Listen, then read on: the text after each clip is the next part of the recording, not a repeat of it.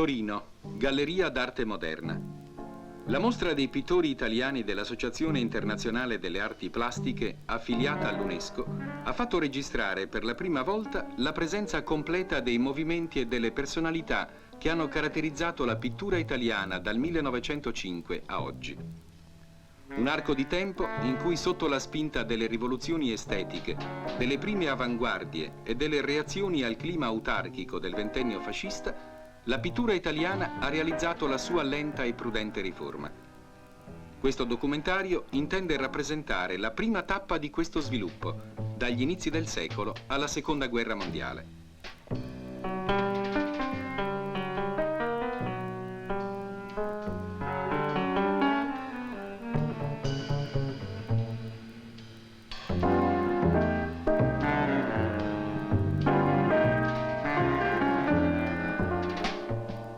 (1910). 5 giovani pittori, Boccioni, Carrà, Russolo, Balla e Severini, si ribellano al clima stagnante, accademico e illustrativo della pittura italiana, proclamando dalle colonne del parigino Figaro il loro disprezzo per ogni forma di imitazione, il loro proposito di esaltare ogni forma di originalità, anche se temeraria, anche se violentissima.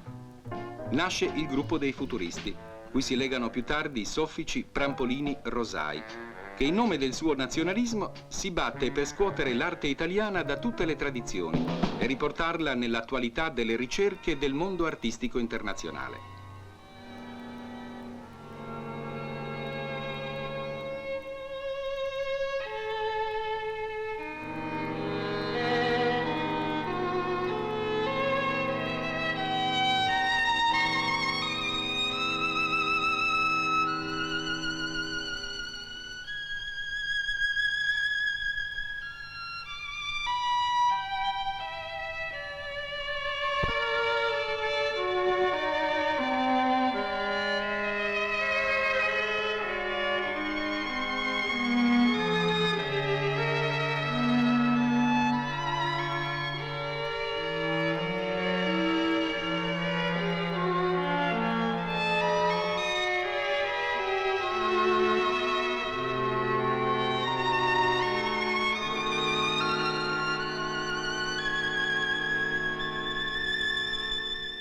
Quasi contemporaneamente nascono i quadri metafisici di Giorgio De Chirico e poi di Carrà e di Morandi. I maestri della metafisica liberarono la pittura dal conoscibile e dai simboli di tutto ciò che è logico e razionale, in un'atmosfera rarefatta e silenziosa, quasi imbalsamata.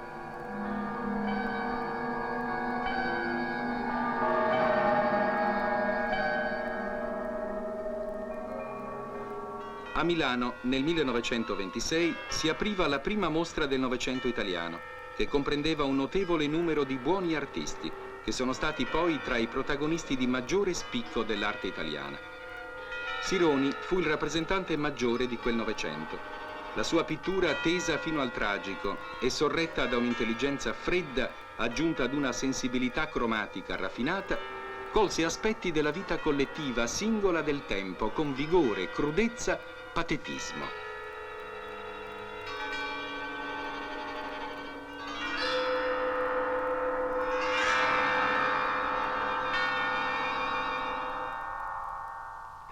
Carrà, dopo l'esperienza futurista e metafisica, si richiama ad un romanticismo nutrito alle fonti pittoriche del tardo Ottocento lombardo e piemontese.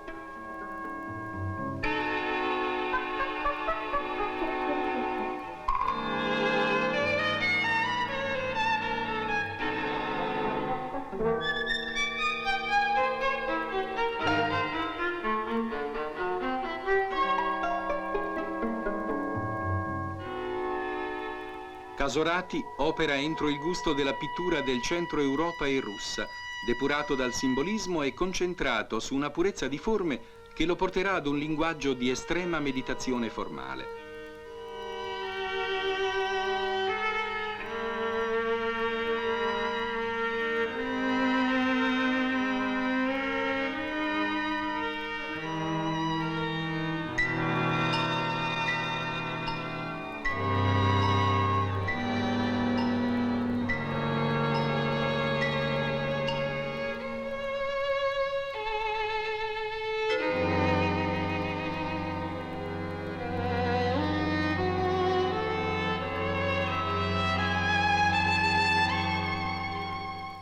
Rosai si rivolge ad una tematica ispirata alla vita popolare con episodi acerbi, umoristici e caricaturali, espressi con un linguaggio aspro, appena addolcito da una compostezza d'impianto di un purismo primitivo.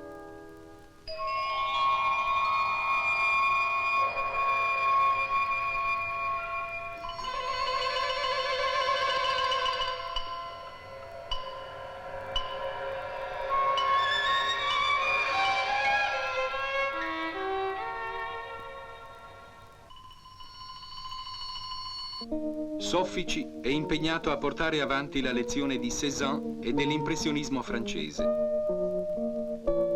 Tosi, anch'egli informato ai principi dell'impressionismo, si innesta alla più sana tradizione lombarda.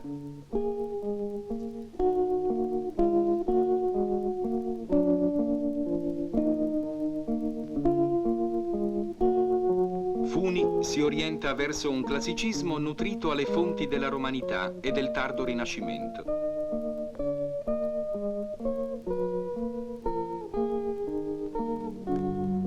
Campigli è affascinato dalla magia della pittura arcaica che condiziona la sua stessa tematica in una visione in cui coincidono slancio visionario, simbolo favoloso e linguaggio lirico.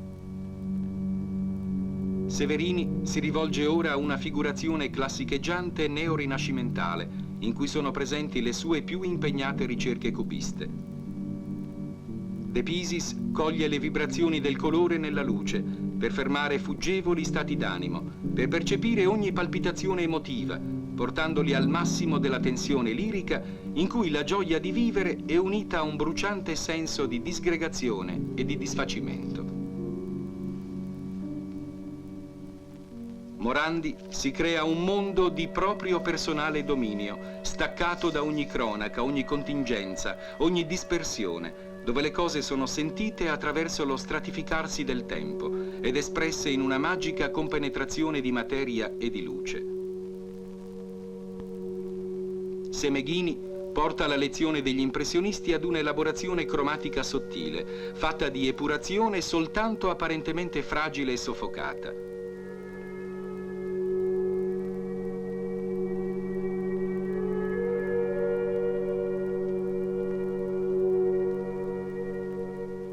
Vagnetti fonde tematica e orchestrazione di colore e psicologia sensitiva in una poesia intima e crepuscolare.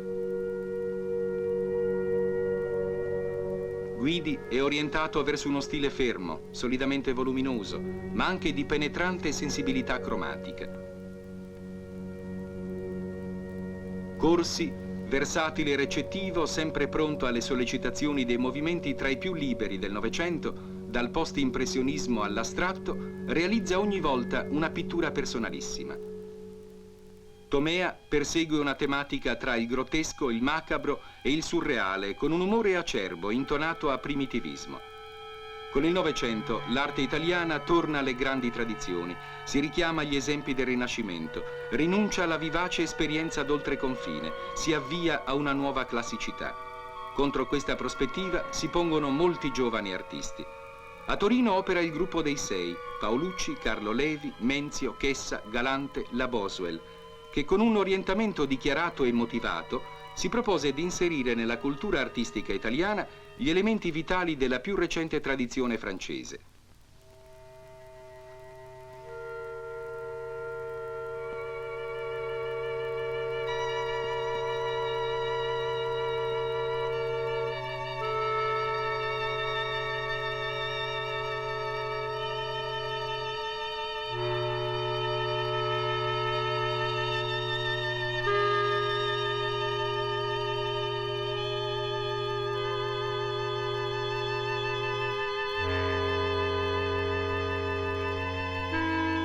A Roma, Gino Bonichi, detto Scipione, con Maffei e Raphael, danno vita alla cosiddetta scuola romana. La pittura di Scipione, ricca insieme di cultura e di immagini ingenue e popolari, espressa con furia e mistero, non ebbe precedenti nella storia della pittura italiana.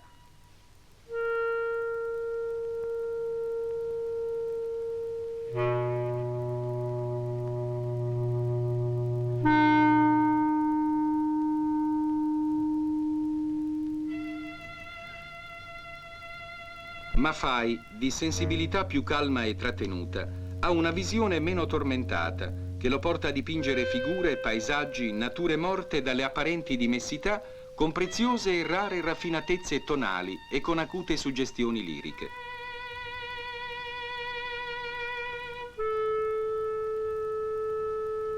Altri pittori si inserirono nella scuola romana.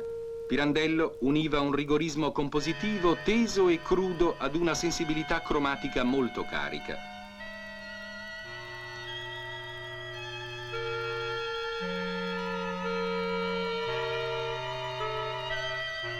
Ziveri alla ricerca di un accordo tra pittura tonale e indirizzo realistico. Capogrossi, Melli, Afro, Cagli, Gentilini, anche se fra essi non vi fu un vero affiatamento stilistico. Tutti rappresentavano altrettanti esempi di rapporto con l'avanguardia europea contemporanea, in netto contrasto con gli orientamenti della critica e dell'arte italiana di quel tempo.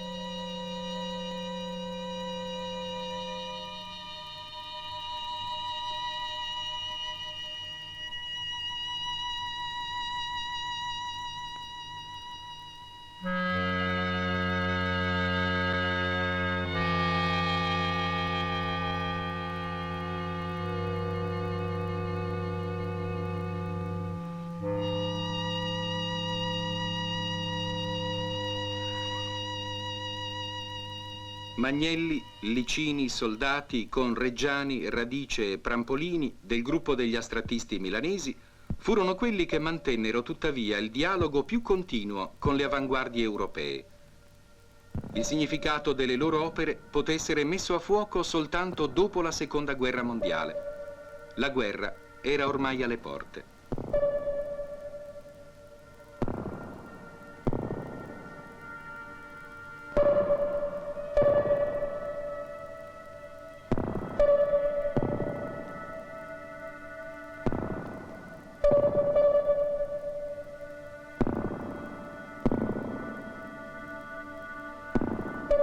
Dopo l'avventura imperialistica, anche gli artisti riacquistarono una coscienza nazionale in funzione antifascista e il loro impegno morale contro la staticità e il conformismo del Novecento divenne più scoperto e dichiarato. Il gruppo milanese di corrente raccolse pittori come Birolli, Sassu, Migneco, Cassinari, Morlotti, Treccani, che propugnavano l'apertura verso la cultura europea, un'arte più libera, umana e vitale.